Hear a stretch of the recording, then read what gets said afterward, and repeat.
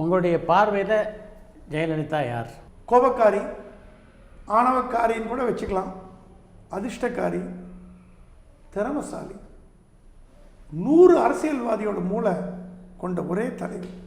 அவங்க எந்த ஆங்கிளில் திங்க் பண்ணுறாங்கன்னு உங்களால் யோசிக்கவே முடியாது.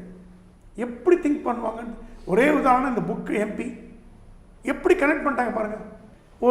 ஒரு இன்டர்வியூ நான் பத்திரிகையில் போட்ட கூப்பிட்டு அமிச்சேன். இந்த நியூஸ் யாருக்கு கொடுத்ததுன்னு கேட்டாங்க. நான் பதிலே சொல்ல மாட்டீங்களான்னு கேட்டாங்க. சாரி மேடம் அப்படின்னு.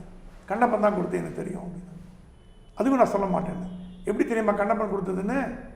இந்த மேட்டரை முன்னாடிக்கிட்ட அவர் பேசினார். நான் முடியாதுன்னு சொன்னேன்.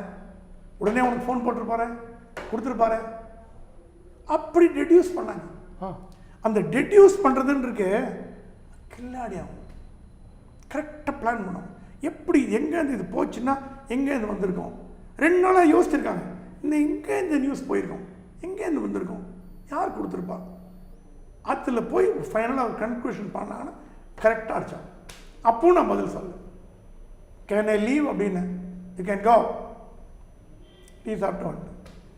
அது மாதிரி அவங்கள பார்த்து வியந்த தருணங்களும் உண்டு, அவங்கள பார்த்து பரிதாபப்பட்ட தருணங்களும் உண்டு, கடைசியாக அவங்கள பார்த்து நான் வருத்தப்பட்ட தருணமும் உண்டு.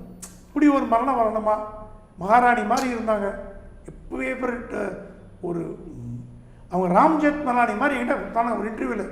நான் லாயராக வரணும்னு தான் பார்த்தேன், ஆக்ட்ரஸாக வந்துட்டேன், எனக்கு I still have legal knowledge அப்படின்னாங்க.